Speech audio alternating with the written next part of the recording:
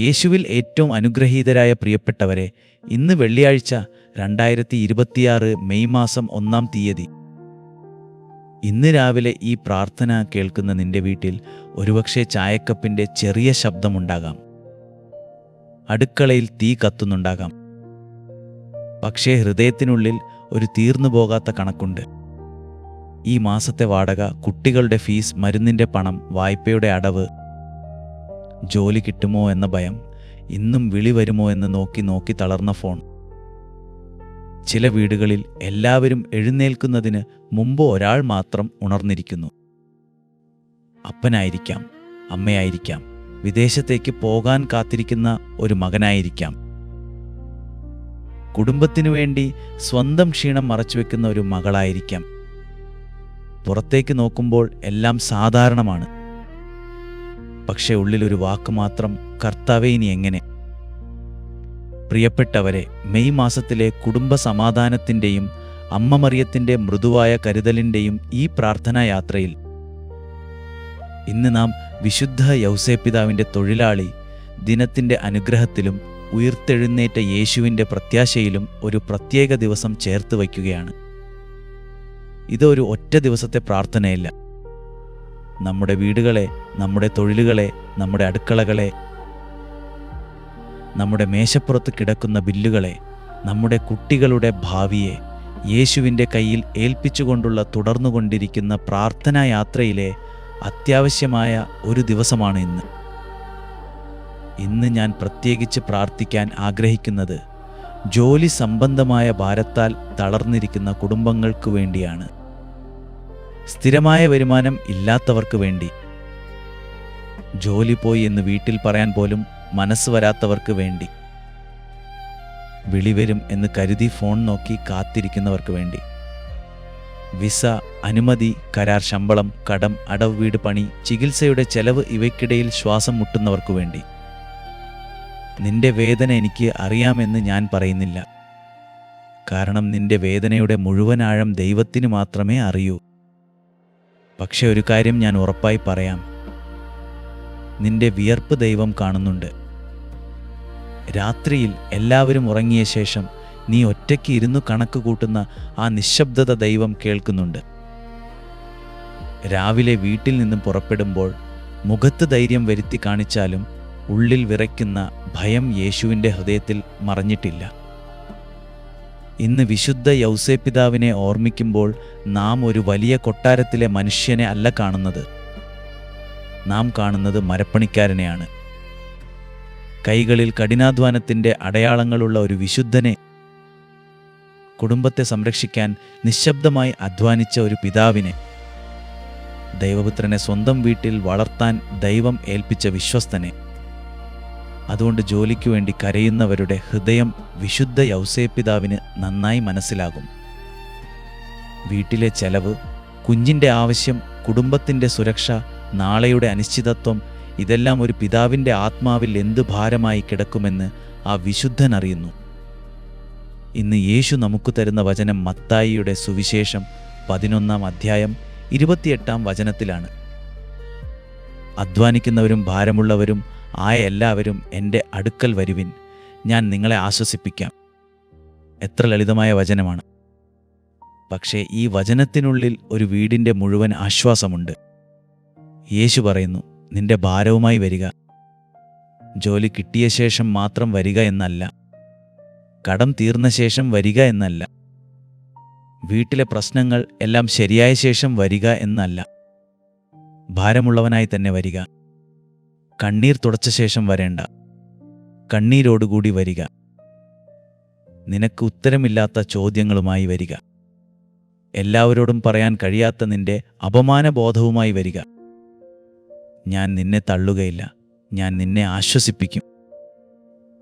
പ്രിയപ്പെട്ടവരെ, ചിലപ്പോൾ ജോലി ഇല്ലാത്തതിനേക്കാൾ വേദനിക്കുന്നത് അതിനെക്കുറിച്ച് വീട്ടിൽ നടക്കുന്ന നിശബ്ദതയാണ്. ഒരു മേശയ്ക്ക് ചുറ്റും ഇരിക്കുന്നവർ സംസാരിക്കുന്നു, പക്ഷെ ആരും പ്രധാന കാര്യം പറയുന്നില്ല. കാരണം എല്ലാവർക്കും ഭയമാണ്. കുട്ടി ചോദിക്കും, അപ്പ ഈ മാസം ഫീസ് അടയ്ക്കുമോ? അമ്മ ചെറുചിരിച്ചിരിക്കും. അപ്പൻ പറയും, അടയ്ക്കാം. പക്ഷേ ഉള്ളിലൊരു കത്തി തിരിയുന്നു. ഒരു അമ്മ രാത്രി കിടക്കുമ്പോൾ മറിയാമ്മയുടെ ചിത്രത്തിലേക്ക് നോക്കി പറയും, അമ്മേ, എൻ്റെ വീട്ടിൽ കലഹം വരരുതേ, പണം കുറവായാലും സ്നേഹം കുറയരുതേ. അതുതന്നെയാണ് മെയ് മാസത്തിൻ്റെ പ്രാർത്ഥന. അമ്മ മറിയം നമ്മുടെ വീടുകളുടെ ഇടയിൽ നിൽക്കണം. ഉത്തിതനായ യേശുവിൻ്റെ വെളിച്ചം അടഞ്ഞുപോയ വാതിലുകളിൽ പതിക്കണം. വിശുദ്ധ യൗസേപ്പിതാവിൻ്റെ നിശബ്ദമായ കാവൽ അധ്വാനിക്കുന്ന കൈകൾക്ക് ശക്തിയാകണം. കുടുംബം തകർന്നു പോകാതെ നിലനിൽക്കണം. വാക്കുകൾ മുറിവാക്കാതെ സ്നേഹമാകണം. പണമില്ലായ്മ കാരണം പ്രാർത്ഥന ഇല്ലാതാകരുത്. ഒരു ചെറിയ ദൃശ്യം മനസ്സിൽ വരുന്നു. ഒരു പഴയ വീടിൻ്റെ വാതിൽക്കൽ തൂങ്ങിയിരിക്കുന്ന താക്കോൽ പോലെ ചില മനുഷ്യരുടെ ഹൃദയം തളർന്നിരിക്കുന്നു. വീട് തുറക്കാൻ ആ താക്കോൽ വേണം. പക്ഷേ താക്കോൽ തന്നെയാണോ ക്ഷീണിക്കുന്നത്? അല്ല, കൈയാണ് ക്ഷീണിക്കുന്നത്. അതുപോലെ നിന്റെ ജീവിതത്തിൻ്റെ വാതിലുകൾ തുറക്കാനുള്ള കരുണ ദൈവത്തിനുണ്ട്. പക്ഷേ പലവട്ടം തുറക്കാൻ ശ്രമിച്ച് നിന്റെ കൈയാണ് തളർന്നുപോയത്. ഇന്ന് യേശു ആ കൈ പിടിക്കട്ടെ. വാതിൽ ഉടനെ തുറക്കുമോ എന്നതിനേക്കാൾ ആദ്യം നിന്റെ കൈ വിറയാതെ ഇരിക്കണം. നിന്റെ മനസ്സ് തകരാതെ ഇരിക്കണം. നിന്റെ വീട്ടിൽ വിശ്വാസത്തിൻ്റെ വിളക്ക് അണയാതെ ഇരിക്കണം. ഇന്നലെ പോലെ തോന്നുന്ന ഒരു അനുഭവം ഞാൻ കേട്ടിട്ടുണ്ട്. ഒരു കുടുംബം, ഭർത്താവ് ചെറിയ ദിവസവേതന ജോലികൾ ചെയ്തിരുന്നു. ചില ദിവസം ജോലി ഉണ്ടാകും, ചില ദിവസമില്ല. വീട്ടിൽ 2 കുട്ടികൾ. അടുക്കളയിൽ പ്രഷർ കുക്കറിൻ്റെ ശബ്ദം വരുമ്പോഴും ആ അമ്മയുടെ മനസ്സിൽ ഒരേയൊരു ചിന്ത, ഇന്നത്തെ ഭക്ഷണം കഴിഞ്ഞാൽ നാളെ എങ്ങനെ? ഭർത്താവിൻ്റെ പഴയ ഫയലിൽ ചില സർട്ടിഫിക്കറ്റുകൾ മടക്കമടക്കമായി കിടന്നു. ഫയലിൻ്റെ മൂലകൾ ചീർന്നിരുന്നു. പല സ്ഥലത്തും കൊടുത്ത അപേക്ഷകൾക്ക് മറുപടി വന്നില്ല. ഒരു ദിവസം ഒരു വിളി വരുമെന്ന് കരുതി ഫോൺ ചാർജറിൽ വെച്ച് അവർ കാത്തിരുന്നു. വിളി വന്നില്ല. അമ്മ കരഞ്ഞില്ല, പക്ഷേ അവളുടെ ശബ്ദം ക്ഷീണിച്ചു. ഭർത്താവ് വീട്ടിൽ കയറുമ്പോൾ കുട്ടികൾക്ക് മുന്നിൽ ചിരിക്കും. കുട്ടികൾ ഉറങ്ങിയ ശേഷം അവൻ ഫയൽ തുറന്നു വീണ്ടും അടക്കും. ഒരിക്കൽ ആ അമ്മ ഒരു ചെറിയ യൗസേപ്പിതാവിൻ്റെ രൂപത്തിൻ്റെ മുന്നിൽ ആ പഴയ ഫയൽ വെച്ചു. വലിയ വാക്കുകളൊന്നും അറിയില്ല. അവൾ പറഞ്ഞു, വിശുദ്ധ യൗസേപ്പിതാവേ, ഈ വീട്ടിലെ അപ്പൻ്റെ കൈകൾ വെറുതെയാകാൻ ഇടവരുത്തരുതേ. യേശുവെ, ഈ വീട്ടിലെ സമാധാനം എടുത്തുകളയരുതേ. അടുത്ത ദിവസം തന്നെ വലിയ അത്ഭുതം സംഭവിച്ചു എന്ന് ഞാൻ പറയുന്നില്ല. കുറേ ദിവസങ്ങൾ ഇനിയും കാത്തിരിക്കേണ്ടി വന്നു. പക്ഷേ ആ വീട്ടിലെ ഭാഷ മാറിത്തുടങ്ങി. കുറ്റപ്പെടുത്തൽ കുറയാൻ തുടങ്ങി. ഭർത്താവിൻ്റെ മുഖത്ത് അല്പം ശാന്തി തിരികെ വന്നു. പിന്നെ ഒരു ചെറിയ ജോലി ലഭിച്ചു. ശമ്പളം വലിയതല്ലായിരുന്നു. ആദ്യത്തെ ശമ്പളം കയ്യിൽ കിട്ടിയപ്പോൾ അവർ ആദ്യം ചെയ്തത് എന്താണെന്നറിയാമോ? അടുക്കളയിൽ അരി വാങ്ങിവെച്ചു. കുട്ടികളുടെ ഫീസ് കുറച്ചടച്ചു. പിന്നെ അവർ ദൈവാലയത്തിൽ പോയി ഒരു മെഴുകുതിരി കത്തിച്ചു. അവരുടെ പ്രശ്നങ്ങൾ എല്ലാം ഒരു ദിവസം തീർന്നില്ല. പക്ഷെ ഹൃദയം തകർന്നു പോകാതെ ദൈവം പിടിച്ചു നിന്നു. കൃപ. പലപ്പോഴും കൃപ ആദ്യം വാതിൽ തുറക്കുന്നതല്ല, വാതിൽ തുറക്കുന്നതുവരെ മനുഷ്യനെ നിലനിർത്തുന്നതാണ്. എൻ്റെ പ്രിയപ്പെട്ടവരെ, ഇന്ന് നിന്റെ വീട്ടിലും അതേ കൃപ ഇറങ്ങട്ടെ. നീ കാത്തിരിക്കുന്ന ജോലി, വിസ, കരാർ, ശമ്പളം, കടം തീരൽ, വീട് പണി, ചികിത്സ, കുട്ടിയുടെ പഠനം, ഇവയൊക്കെ ദൈവത്തിൻ്റെ കരുണയിൽ ഇടം പിടിക്കട്ടെ. പക്ഷേ അതിനുമുമ്പ് നിന്റെ ആത്മാവ് ഇടിഞ്ഞു പോകരുത്. നിന്റെ കുടുംബത്തിലെ സ്നേഹം ഉണങ്ങിപ്പോകരുത്. നിന്റെ പ്രാർത്ഥന നിശബ്ദമായാലും അണയരുത്.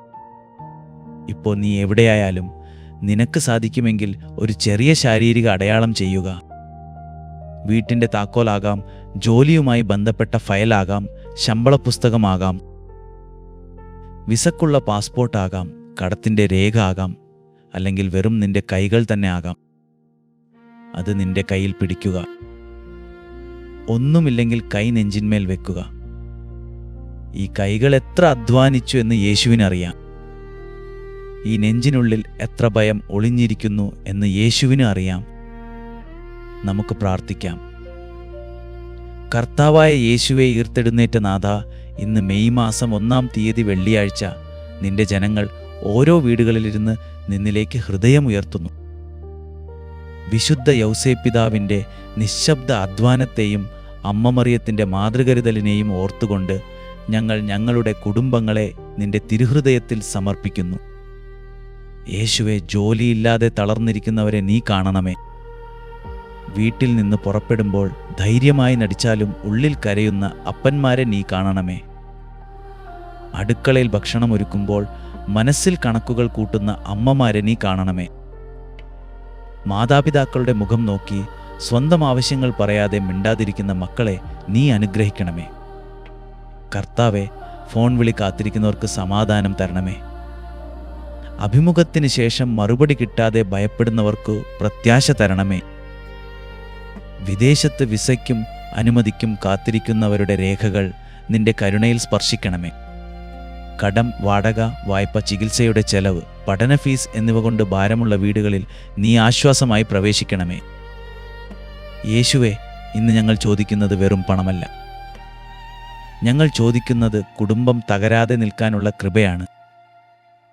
കോപം വരുമ്പോൾ വാക്ക് പിടിച്ചു നിർത്താനുള്ള കൃപയാണ്. അപമാനം തോന്നുമ്പോൾ നിന്നിലേക്ക് നോക്കാനുള്ള കൃപയാണ്. വൈകിയാലും നിന്റെ സമയം നല്ലതാണെന്ന് വിശ്വസിക്കാനുള്ള കൃപയാണ്. അധ്വാനിക്കുന്നവരും ഭാരമുള്ളവരും എൻ്റെ അടുക്കൽ വരുവിൻ എന്ന നിന്റെ വചനം ഞങ്ങളുടെ വീടുകളുടെ വാതിലിൽ എഴുതപ്പെട്ടിരിക്കട്ടെ. വിശുദ്ധ യൗസേപ്പിതാവേ, തൊഴിലാളികളുടെ പിതാവേ, കുടുംബങ്ങളെ സംരക്ഷിച്ച നിശബ്ദ കാവൽക്കാര, ഇന്ന് ജോലി തേടുന്ന ഓരോ കൈകളെയും അനുഗ്രഹിക്കണമേ. അധ്വാനിച്ചിട്ടും ഫലം കാണാത്തവരുടെ മനസ്സ് തകരാതെ കാക്കണമേ. അന്യായമായി ശമ്പളം തടഞ്ഞുവെക്കപ്പെട്ടവർക്ക് നീ നീതി ലഭിക്കാനുള്ള വഴി തുറക്കണമേ. ദിവസവേതന തൊഴിലാളികൾക്കും ഡ്രൈവർമാർക്കും മത്സ്യത്തൊഴിലാളികൾക്കും കെട്ടിടപ്പണിക്കാർക്കും കടകളിൽ ജോലി ചെയ്യുന്നവർക്കും രോഗം കാരണം ജോലി പോകുമോ എന്ന് ഭയപ്പെടുന്നവർക്കും കാവലാകണമേ. അമ്മ മറിയമേ, മെയ് മാസത്തിൻ്റെ മാധുര്യമേ, ഞങ്ങളുടെ വീടുകളിലേക്ക് വരണമേ. പണമില്ലാത്ത വീട്ടിലും സമാധാനം ഉണ്ടായിരിക്കണമേ. വാക്കുകൾ കല്ലാകാതെ മൃദുവാകണമേ. ഭർത്താവും ഭാര്യയും പരസ്പരം കുറ്റം കാണാതെ പരസ്പരം വേദന മനസ്സിലാക്കാൻ പഠിക്കണമേ. അമ്മേ, അടുക്കളയിലെ ചെറിയ തീയിൽ പോലും പ്രത്യാശയുടെ വെളിച്ചം കാണാൻ ഞങ്ങളെ പഠിപ്പിക്കണമേ. കർത്താവെ, ഈ പ്രാർത്ഥന കേൾക്കുന്ന ഒരാൾ ഇപ്പോൾ കരയാതെ പിടിച്ചു നിൽക്കുന്നുണ്ടാവാം. അവൻ്റെ തൊണ്ടയിൽ ഒരു കുരുക്കുണ്ടാവാം. അവൾക്ക് ആരോടും പറയാൻ കഴിയാത്ത ഭയമുണ്ടാവാം. യേശുവെ, ആ ഹൃദയത്തിൻ്റെ മുകളിൽ നിന്റെ കൈവെക്കണമേ. ഞാൻ നിന്നോടുകൂടെ ഉണ്ട് എന്നുള്ളിൽ പറയണമേ. ഇന്നത്തെ രാത്രി ആ വീട്ടിൽ കലഹം വരാതെ കാക്കണമേ. നാളെയുടെ അപ്പം നീ നൽകുമെന്ന വിശ്വാസം തരണമേ. ഇപ്പോൾ നിന്റെ കയ്യിൽ പിടിച്ചിരിക്കുന്ന താക്കോലും ഫയലും രേഖയും പാസ്പോർട്ടും, അല്ലെങ്കിൽ നിന്റെ നെഞ്ചിന്മേൽ വെച്ചിരിക്കുന്ന കൈകളും യേശുവിനു സമർപ്പിക്കുക. മൃദുവായി പറയുക, യേശുവേ, ഈ ഭാരം നിനക്കാണ്. വീണ്ടും പറയുക, യേശുവേ, ഈ ഭാരം നിനക്കാണ്. ഒരു പ്രാവശ്യം കൂടി പറയുക, യേശുവേ, എൻ്റെ വീടിനെ നീ കാക്കണമേ. പ്രിയപ്പെട്ടവരെ, ഇന്ന് ഈ പ്രാർത്ഥന കഴിഞ്ഞ ഉടനെ കമൻറ്റിൽ നിങ്ങളുടെ പേര് എഴുതുക. അല്ലെങ്കിൽ നിങ്ങൾ കാത്തിരിക്കുന്ന കാര്യം എഴുതുക.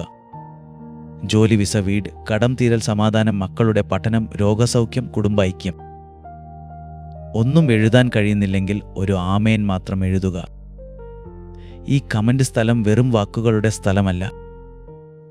ഇത് പരസ്പരം ഭാരങ്ങൾ യേശുവിൻ്റെ പാദത്തിങ്കൽ വയ്ക്കുന്ന ഒരു ചെറിയ പ്രാർത്ഥനാമുറിയാണ്. ഇവിടെ ആരും ഒറ്റയ്ക്ക് കരയരുത്. ഒരാളുടെ ആമേൻ മറ്റൊരാളുടെ ധൈര്യമായി മാറട്ടെ. ഇന്ന് ഒരു ചെറിയ ആത്മീയ പ്രതികരണം ചെയ്യുക. ഉറങ്ങുന്നതിന് മുമ്പ് വീട്ടിലെ പ്രധാന വാതിലിനരികിൽ ഒരു നിമിഷം നിൽക്കുക. താക്കോൽ കയ്യിൽ പിടിച്ച് പറയുക, യേശുവേ, ഈ വീട്ടിലേക്ക് നീ വരിക. ഈ വീട്ടിൽ സമാധാനം തരിക. ഈ വീട്ടിലെ അധ്വാനത്തെ അനുഗ്രഹിക്കുക. വലിയ പ്രാർത്ഥന വേണ്ട, സത്യമായ ഹൃദയം മതി. നിന്റെ വീടിൻ്റെ വാതിൽക്കൽ നിന്നുള്ള ആ ചെറിയ പ്രാർത്ഥന സ്വർഗം കേൾക്കും. ഈ സന്ദേശം നിനക്ക് മാത്രം വേണ്ടിയല്ല. നിന്റെ ഫോണും ഇന്ന് ഒരു ചെറിയ പ്രസംഗവേദിയാകാം. നിന്റെ വാട്സാപ്പ് നിലയിലോ ഒരു കുടുംബ ഗ്രൂപ്പിലോ ഒരു സുഹൃത്തിനോ ഈ പ്രാർത്ഥന എത്തുമ്പോൾ ഒരാളുടെ കണ്ണീരിന് ദൈവത്തിൻ്റെ മറുപടി അതിലൂടെ എത്താം. ജോലിയില്ലാതെ മിണ്ടാതിരിക്കുന്ന ഒരു അപ്പനിലേക്ക് കടം കൊണ്ട് ഭയപ്പെടുന്ന ഒരു അമ്മയിലേക്ക്, വീട്ടിൽ സമാധാനം നഷ്ടപ്പെട്ട ഒരു മകളിലേക്ക് ഈ വചനം എത്തട്ടെ. പങ്കുവയ്ക്കുന്നത് ഒരു പതിവല്ല, അത് ഇന്ന് ഒരു സുവിശേഷ പ്രവൃത്തിയാകട്ടെ. എൻ്റെ പ്രിയപ്പെട്ടവരെ, നിന്റെ കാത്തിരിപ്പിന് ദൈവം അർത്ഥം തരട്ടെ. നിന്റെ അധ്വാനിച്ച കൈകൾ വെറുതെയാകാതെ കൃപ നിറയട്ടെ. നിന്റെ വീട്ടിലെ അടുക്കളയിൽ കുറവല്ല, കരുണ സംസാരിക്കട്ടെ. നിന്റെ മേശപ്പുറത്തുള്ള ബില്ലുകളെക്കാൾ വലിയതാണ് നിന്റെ മേൽ ദൈവത്തിൻ്റെ കരുതൽ എന്ന വിശ്വാസം ഇന്ന് നിന്റെ ഹൃദയത്തിൽ ഉറങ്ങട്ടെ. കാണുന്നതുവരെ സ്വർഗത്തിലെ ദൈവം എന്നെയും നിങ്ങളെയും സൂക്ഷിക്കട്ടെ. ആമേൻ. നാളെ രാവിലെ കൃത്യം 5:30 ഞാൻ നിങ്ങളെ നിർബന്ധമായും കാണും.